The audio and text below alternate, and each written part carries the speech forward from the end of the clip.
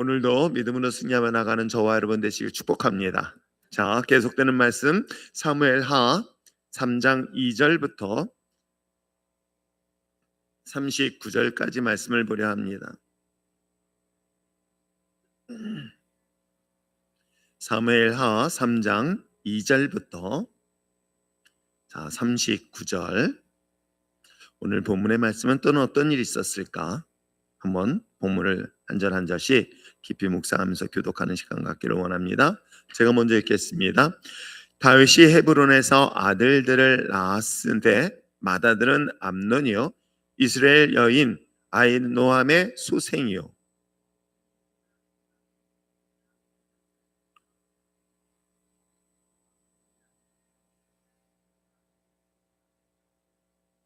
넷째는 아도니아라 아기스의 아들이요 다섯째는 스바다라 아바달의 아들이요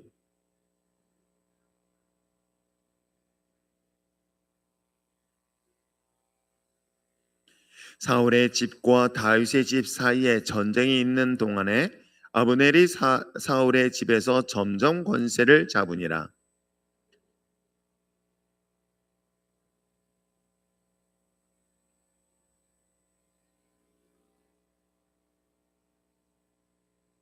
아브넬의 이스본셋의 말을 매우 분하게 여겨 이르되 내가 유다의 개의 머리냐 내가 오늘 당신의 아버지 사울의 집과 그의 형제와 그의 친구에게 은혜를 베풀어 당신을 다윗의 손에 내주지 아니하였거늘 당신이 오늘 이 여인에게 관한 허물을 내게 돌리는도다.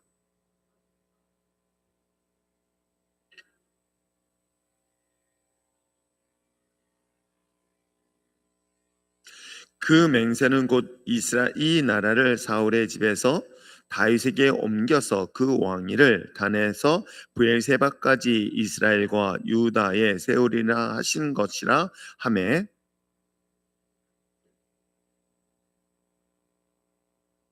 아브넬이 자기를 대신하여 전령들을 다윗에게 보내어 이르되 이 땅이 누구의 것이니까 또 이르되 당신은 나와 더불어 언약을 맺사이다 내 손이 당신을 도와 온 이스라엘이 당신에게 돌아가게 하리이다 하니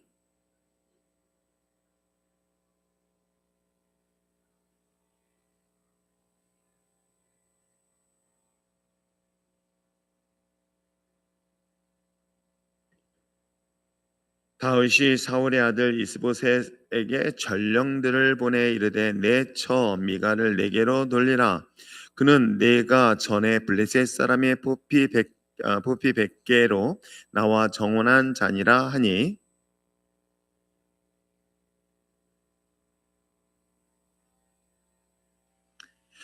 그의 남편이 그와 함께 오되 울며 바울함까지 따라왔다가 왔더니 아브넬이 그에게 돌아가라 하매 돌아가니라.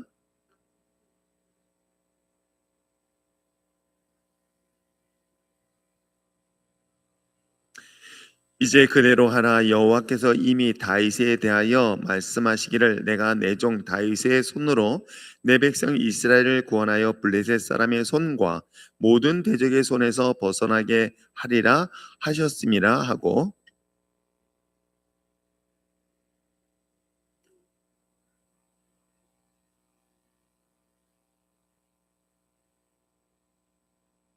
아브넬의 부하 20명과 더불어 헤브론에 이르러 다윗에게 나아가니 다윗이 아브넬과 그와 함께한 사람을 위하여 잔치를 배설하였더라.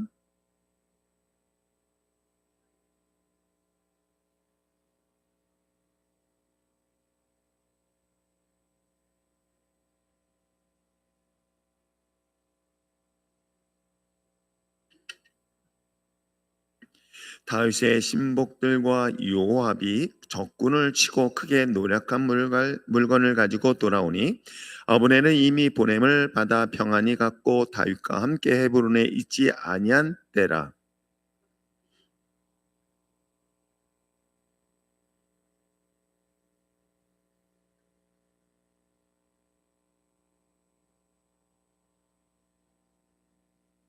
요압이 왕에게 나아가 이르되 어찌하심이니까 아브넬이 왕에게 나왔거늘 어찌하여 그를 보내 잘 가게 하셨나이까.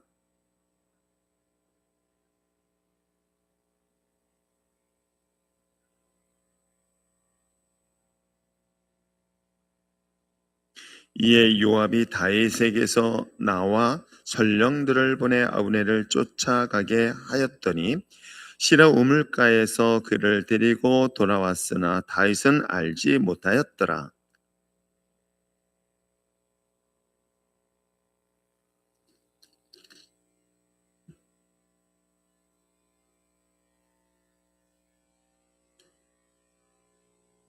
그 후에 다윗이 듣고 이르되 내래 아들 아브넬의 피에 대하여 나와 내 나라는 여호와 앞에 영원히 무죄하니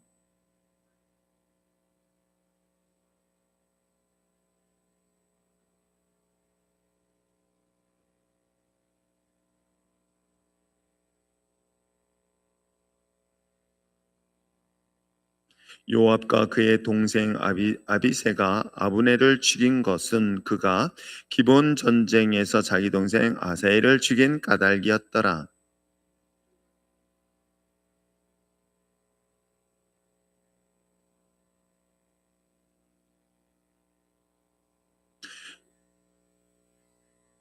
아브넬을 헤브론에 장사하고 아브넬의 무덤에서 왕이 소리를 높여 울고 백성도 다 우니라.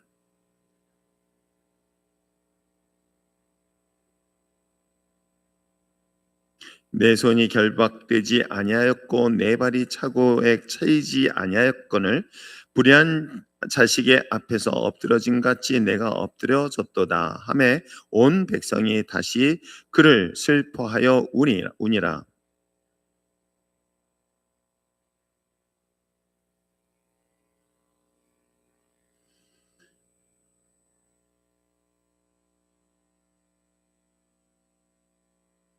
온 백성이 보고 기뻐하며 왕이 무슨 일을 하든지 무리가 다 기뻐하므로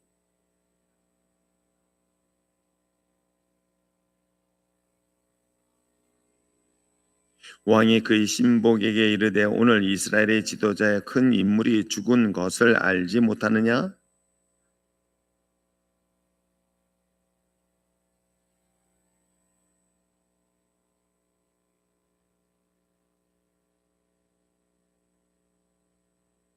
아멘. 기도하겠습니다. 참 좋으신 하나님 아버지 감사합니다. 은혜와 사랑하심을 언제나 우리의 삶 가운데 있게 하게 하시고 오늘도 하나님의 선하신 뜻을 온전히 분별하며 그 분별에 따라서 하나님의 아름다움으로 영광 나타날 수 있는 주의 종들 되게 하여 주시옵소서. 오늘도 귀한 예물을 드립니다. 주님을 찬양하며 드린 예물이 받으시고 날마다 삶 가운데 간증이 있게 하여 주시옵소서. 감사드리며 예수님의 이름으로 기도합나이다. 아멘. 자, 오늘 본문의 시작은 다윗의 그 자녀들의 이름을 호명하면서 등장을 합니다. 암논, 길르압, 압살롬, 아도니아, 스바다, 그 다음에 아드람 이와 같이 아들들에 대한 이야기들을 쭉 다른 여러 아내들을 통해서 자녀를 낳은 이야기가 5절까지 이야기를 하고 있습니다. 자, 그 이어서 사울의 군대 총사령관이었던 이 넬의 아들이 아드넬, 오늘 본문에 기록된 건 아브넬이라는 것입니다. 이 아브넬이라는 것은 넬이 아버지다. 그러니까 어떻게 이름을 그렇게 졌는지 보세요. 이 이름의 뜻이 넬은 나의 아버지다라고 해서 아브넬 이 이름을 가진 자가 바로 넬의 즉 사울의 군대 장관이었으며 이제 그 아들이었던 이스보셋의 군대 장관으로서 역할을 감당하고 있는 내용이 나옵니다. 자, 어찌됐건 간에 이 아브넬이 이 권력이 너무나 강력해진 것이 오늘 성경 속에 기록되어 있죠. 그래서 사울의 첩을 자신의 아내처럼 그러한 간통한 사건이 발생되자 이에 대하여 사울의 아내였던 이스보셋이 왕으로서 그에 대한 잘못을 지적하였더니 오히려 그야말로 이 본문에 기록된 것처럼 아브넬이 역정을 내지요. 화를 냅니다. 당신은 왜 내게 은혜를 잊었느냐라고 하면서 오히려 왕에게 대드는 장면이 나오죠. 마치 왕보다 더 강력한 힘을 가졌던 그런 모습들을 소개하고 있습니다. 그 내용들이 오늘 성경 본문의 11절까지 기록되어져 있어요. 자, 그런 상황 속에서 오늘 본문에 기록된 것처럼 그 어느 누구도, 심지어는 이 이야기를 했던 이스보셋 자체도 이와 같이 아브넬에 대하여 어떤 반격을 하지 못한 상태에서 이야기 정리됩니다. 그리고 난 다음에 12절서부터 아브넬은 이제 본격적으로 반란과 같은 역할을 하지요. 어떻게 해요? 본인은 지금 이스라엘의 왕의 집, 즉 사울의 가문에 군대 장관이 있었습니다. 그리고 우리가 보았던 건 유다를 중심으로 해서 바로 다윗이 왕으로 등극을 했습니다. 그런데 오늘 본문에 기록된 것처럼 이 이스라엘의 군대 장관이었던 이자가 바로 다윗에게 쫓아가 가지고 이 모든 나라를 당신의 나라로 세울 수 있도록 자기가 협조하겠다라고 하는 내용이 12절 이하의 내용이 나옵니다. 이 이야기를 들었던 다윗은 그에게 조건을 내세운 내용들이 오늘 중간에 나오죠. 어떤 내용이 나옵니까? 좋다. 내가 만약에 그것을 저기 언약을 맺기를 원한다면 사울의 딸 미갈을 나에게 다시 돌려보내라라고 얘기합니다. 미갈은 여러분 알고 있는 것처럼 이 골리앗을 물리치고 난 다음에 정식적으로 공식적으로 사울의 사위가 되었던 내용, 그리고 그의 자기의 첫 번째 아내였던 바로 이 여인이 바로 미갈이죠. 근데 사울이 열받아 가지고 그 자기 딸을 뺏어 가지고 오늘 본문에 기록되었던 다른 남자의 아내로 보내버립니다. 그 사건에 있었던 이후에 오늘 본문에 기록된 것처럼 이 만약에 정말 아브넬이 너 나와 함께 다시 한번 이것을 하나의 어떤 화합의 관계를 이루길 원한다면 내 아내, 즉 미갈을 빼앗겼던 그 아내를 다시 돌려보낼 것을 요청하였고 마침내 그 아내를 돌려보낸 내용이 바로 16절까지 내용입니다. 자, 그러고 난 있더니 이제 아브넬이 드디어 이 다윗과 함께 이를 극진히 맞이하고 잔치를 배설하는 내용이 쭉 나와서 21절까지 나옵니다. 그리고 난 다음에 어떻게 해요? 아브넬을 돌려보냅니다. 돌려보냈는데 여기서 사건이 생기지요. 어떤 사건이 일어납니까? 오늘 본문에 우리에게 기록되어 있는 것처럼 다윗의 신복이면서 또 군대 장관의 역할을 감당했던 요압, 그 요압이라는 인물이 또한 전쟁을 치르고 들어와서 많은 전쟁의 노획물을 가지고 돌아와서 보니 자신의 원수, 개인적 원수입니다. 왜? 자신의 동생을 죽였던 자였기 때문에 이 아브넬에 대해서 그냥 돌아갔다는 이야기를 듣습니다. 그래서 왕에게 이런 사실들을 다시 한번 항의하듯 확인한 후에 다윗을 몰래 그야말로 이 뒤를 추적해 가지고 오늘 27절의 말씀에 보았던 것처럼 그를 죽입니다. 자신의 동생, 오늘 본문에 기록한 것처럼 아사엘의 똑같이 죽이는 방법으로 창을 찔러 배를 뚫고 죽여버리는 사건이 일어나지요. 이러한 사건을 통해서 이야기를 들었던 다윗이 분노를 합니다. 왜요? 이제 어이덕거림의 평화의 조약을 맺었고 그가 다시금 우리나라 자기의 나라에 자기의 신복으로서 어떤 부하 역할을 감당하겠다라고 까지 다 했는데, 그런데 자신의 밑에 부하가 가서 죽였으니 조금 전까지 평화의 약속을 맺었던 것들이 위기를 만나게 되어 있는 내용이 나옵니다. 자, 이런 상황에서 다윗은 결국은 이 요압에게 하나님의 그 엄청난 심판, 즉 징계에 대한 이야기를 하지요. 요압의 집에는 그야말로 나병 환자 또는 등등의 것으로 인해서 그야말로 고통 속에 신음할 것이다라고 저주의 이야기를 합니다. 자, 그런 가운데서 다윗은 어떻게 합니까? 이 아브넬에 대하여 극진하게 장사를 지내고 백성들에게 하여금 이런 안타까운 인물의 죽음에 대하여 정말 모든 국민들과 함께 소통하는 장면이 나오고요. 그러고 났더니 백성들이 어떡합니까? 오늘 본문에 아주 중요한 내용이 나와요. 사실은 이 본문을 보면서 백성 앞에서 자신에 대한 진정성을 보였더니 온 백성, 36절의 이야기를 하고 있습니다. 온 백성이 보고 기뻐하며 왕이 무슨 일을 하든지 무리가 다 기뻐함으로 라고 이야기하면서 비로소 이 모든 일들이 다윗이 이른 일이 아니라는 진정성을 인정받는 내용이 나옵니다. 자, 이것으로서 이야기를 좀 마무리되어지면서 저는 본문을 보면서 우리가 지도자로서 때에 따라서는 우리가 어떤 정도를 걸어야 되는가라는 걸 한 번쯤은 생각해 보기도 합니다. 오늘 다윗은 이스라엘 백성들에게 굉장한 신임과 신뢰를 얻을 수 있었던 건 뭘까요? 물론 관계가 어떻다는 것 왜 백성들이 모르겠습니까? 아브넬과 다윗의 관계, 그리고 아브넬이 지금 이스보셋을 배신하고 어찌 보면 역적과 같은 역할을 하기 때문에 그의 행동은 결코 백성들도 상식적으로 볼 때는 긍정적으로 보지 않는 것이 일반적이지 않을까요? 마땅히 죽을 만한 조건도 가질 수 있을지도 모르겠습니다. 그런데도 불구하고 전쟁을 치르는 것보다는 어디건의 평화를 원했었던 것이 다윗이기도 합니다. 왜냐하면 우리가 보았던 것처럼 블레셋에서 숨어 지낼 때에 그야말로 옆에 있는 주변의 이방 족속들에게 공격을 해서 많은 전쟁의 노획물을 가져옵니다.